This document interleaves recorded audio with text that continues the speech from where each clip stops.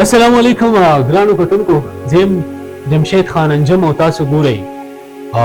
سی آی ډي نیوز نیټورک اسلام آباد. ګرانو کتونکو، نن زه موجود یم د تحصیل اوبې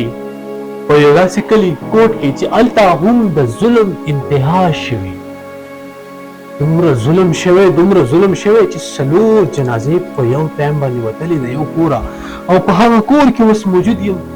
او د هغه کور د خلکو نه به زه پوښتنه کوم چې آیا دومره ظلم دې تورسرو سره ولې وشو؟ څه وجه وه چې دومره ظلم دې تورسرو سره وشو او دا یې چې دی د مرګ په سترګه باندې وده کړې؟ ګرانو کتونکو، نن به زه دې نه پوښتنه کوم چې ولې دا دنیا دومره ظلم کوي، ولې دا دنیا دومره ظالمه ده چې 4 تورسرې دا چې کله زه ما انټرو اخیستله نو دې ځای کې ما ته بابا ویل چې یو لاش په دې ځای کې پروت او 2 لاشونه دا کچن دی په دې ځای کې پراته.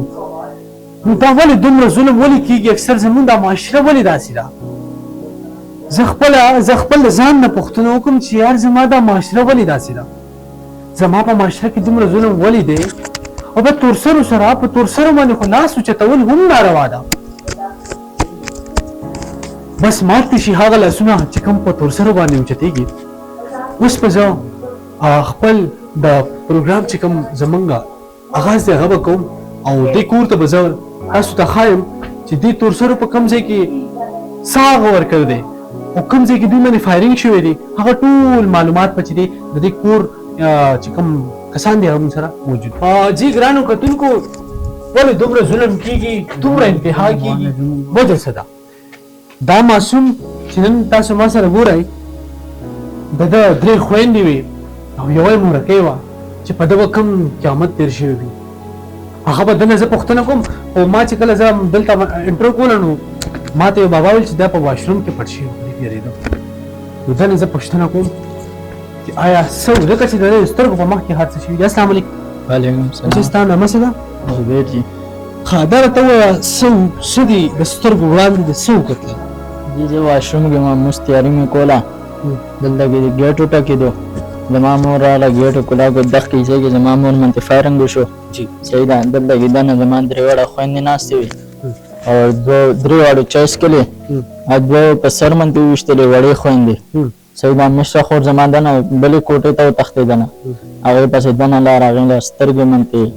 دې منتې هغې له وویشت. دا سړی ستا څه دي ورسره رشته دي ورسره؟ زما اوښې او جیم مشره خور کور والا دې دا کوي. نو دا څه وجه څه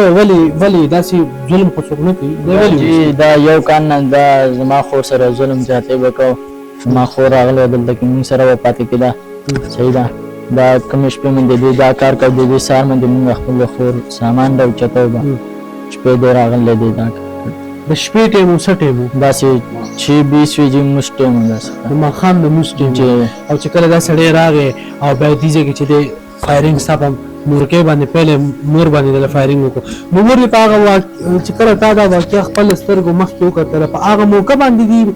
چې دی وفات شوي که نه بعد کې په هسپتال کې؟ زه واشروم کې ما څنګه زما مور مې د دې ځای کې فایرینګ وشو جی، زه ډایرکټ دنه کچن ته لاړو، زما خویندې پسې ټوپ کو. صحیح ده. زه آرام سره ووتم، لاړم وتښتېدم کته غرته خوړ ته. خوړ کې نری غوندې کې پل لاندې شوم. سهار نه وروسته چې راغلم بیا زما مور او زما خویندې ټول وفات. نو چې تا هغه ټایم کې چې کله دا سړی ته د باندې څه ګزار مزار څه نه د سره تماچا و یارې؟ نه جی دې سره تماچا وه او زما لاس کې ومې شیشه نه و، دنه تللی کېدل نه مانه اور هغه یې څه کې دغه تیار وي جي. دا کومې خویندې چې دې مړې شوې د دې عمرونه څو او څه؟ یو زما په خیال 11 کال وه، بله 9 کال وه داسې ته وه جي. مشره خور چې دی مشره مانه غټه وه جي 18-19 کال وه. او د دې کم د هلک چې ویشت دی د ده څه عمر و؟ د دې کم سے کم 20-25 سال. او دا کم دی د کم ځای د دې وی دی دا بره غر ته جي دربوړی سره ګاڼیان یادېږي دا د ګاڼیان. په هغه کور کې ولاړ یم چې په کم کور کې د وینو باران شوی، چې په کم کور کې موسم خو بهار دی بار، او په دې کور کې دننه خزان راغی او داسې خزان راغی چې عمري خزان راغی ځکه چې هغه ګلالۍ د دې کور نه لاړې چې دې لور به کمی تابع به مور کول هغه مور ته بوتله هغه خور ته بوتله ډېر غټ ظلم وشو دا را سره هغې تره ولاړ دی دا چې کومه د مرحومې نیا ده یعنې د دې هلک نیا ده هغه ده دوی نه به مونږ د اصلي حقایقو چې دوی اوس د حکومت نه څه غوښتنه کوي هغه به مونږ دوی نه تپوس کوو نو السلام علیکم ابې علیکم سلام ابې ډېر غټ ظلم وشو په ما ډېر ظلم شو بچای په ما ډېر ظلم شوی دی زما کور یې پاک کړ دی زه به څه کوم معذور یم سترګو نه بې معذور یم بدن نه بې معذور یم ما سره د انصاف وکړي دا سړی د فانسي کړي زما دقه خبره ده بچی ما سره ډېر ظلم شوی دی زما کور یې پاک کړ دی تاسو ګورئ ماله زه د دې کور دې سنباللی یم یوازې پاتې شوی یک یوازې پاتې شلم دا زما بچی دی پلار څه شو د هلک پلار جو تا ته څه وایم بچی خو جو دا پریښي وو پریښي دي دا واړه پریښي وو دا جو خدای غټ کړ دی ما عجزې غټ کړ دی خو زه اوس د صورت محتاجه شلم بچی راغلي داسې تپوس کړی چې دا زمونږ ښځه ده لکه غیرتي چې ته دومره غیرتي وې تا به خپله دا ښځه بوتلې وه چې تا نه ما تپوس کړی وی بل کړی وی جرم دا تا زما ټبر تباه کو معافي غواړم دې خلکو نه معافي غواړم زما د فیصله وشي چې څه غوښتنه کوي دې سړي له خو د اوبه په چوک کې هم فانسي کول پکار دی زما خو زړه دا وي زه به وایم اوبه چوک کې وایي دې له فانسي چې زه یې وګورم په دې ګناهګار اوبه چوک کې دې راپرېږدي د دې نه پهله تاسو پولیس نه نو کړی درخواست کړی چې بھائی زما دا خور داسې زمونږ چې دی په منځ کې داسې خبرې چلیږي مونږ ته خطره ده څه درخواست کړی کړی ها پولیس څه ویل تاسو د دې پلار به هم دمکیانې راکولي دي او ما مې بیا موږ ته پرچه هم کټ کړې وه صحیح ده پرچه به موږ ته کټ کړې وه پولیس باید څه وکړو چې تاسو پرچه کړ کړو چې دا مونږ ته دمکیانې راکوي نو پولیس تاسو باید څه مدد وکړو پولیس والا د دې پلار له ونیسو جي هغه بند کړو زما په خیال 2-3 घंटे هغه بند و هغې نه بعد بیا راووت 2-3 घंटे بند جی بیا راووت پرچه پې تاسو کړو جی اف آی آر پې کړو جی ها ګوره جی دغه زمونږ قانون دی دغه زمونږ بچی وایي د ده د خولې بیان دی چې مونږ ته به دغه سړي دمکیانې راکولې مونږ به دې باندې پرچه هم کړوه زما چې کومه مرحومه مور ده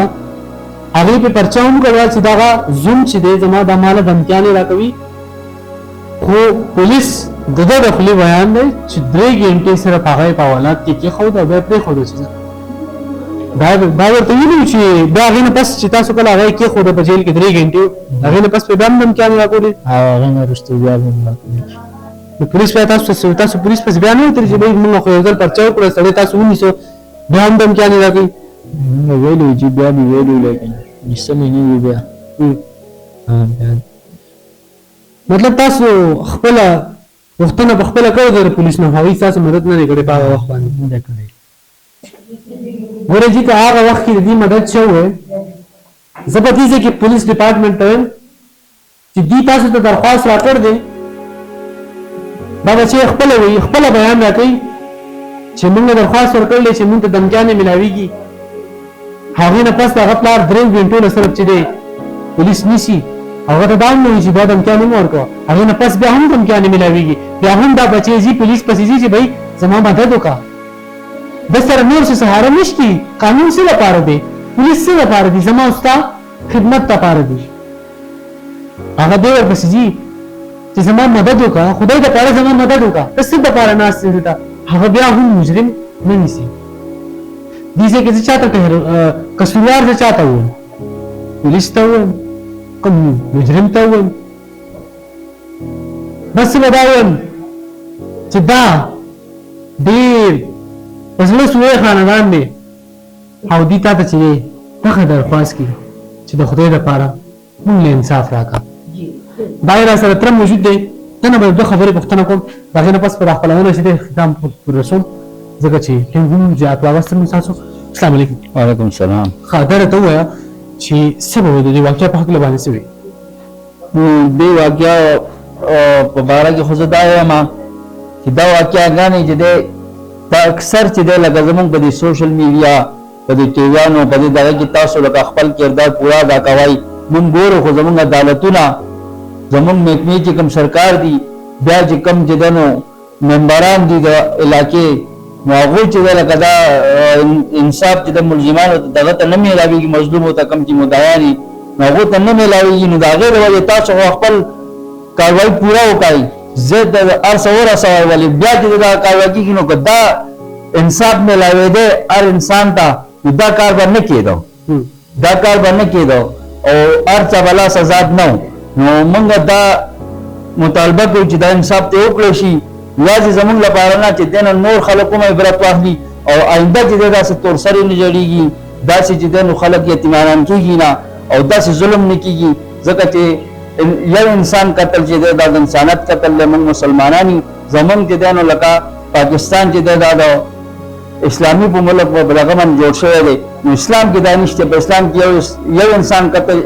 انسانیت قتل دی نو برای مهرباني موږ سره د انصاف وکړی شي او داسې د نورو سره دې انصاف وکړي پولیس نه خو زمونږ لکه چې داسې په دې وخت کې لکه داسې یو شکایت نشته دی ځکه چې دا قتلونه چې شوي دي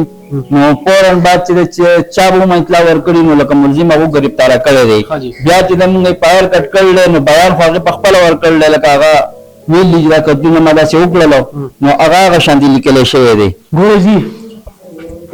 موږ ډېر په زړه ساده خلک یو اوس هم دا هغه تره دی چې دی اوس هم هغه توقع لري چې پولیس به زما مدد کوي پولیس به زما مدد کوي او پولیس به دغه ملزم چې دی د اوږې په چوک کې پانسي کوي خو دا د پولیس کار نه دی دا خو ستا د هغه عدالت کار دی د هغه جج کار دی چې کوم د انصاف په کرسۍ ناست وي او انصاف ورکوي زه به دغه هیله کوم چې ډېر غټه واقعه ده او په زړه سوری سوری دی دا خلک رب ذوالجلال لپاره د دې مدد وکړی شي او د دې چې دی بهبور سات ورکوي او دغه ملزم چې دی د خپل مقام ته ورسوي او یقینا دا د پانسۍ لایق دی یقینا د پانسۍ لایق دی او په د اوږې په چوک کېدل چې دی پانسي کول پکار دي زه به دغې سره خپل دا خپلونه تر سر ته رسوم زه به تاسو نه اجازت غواړم د کوټ کې مونږ د وخت سره ولاړ یو تل وي الله پامان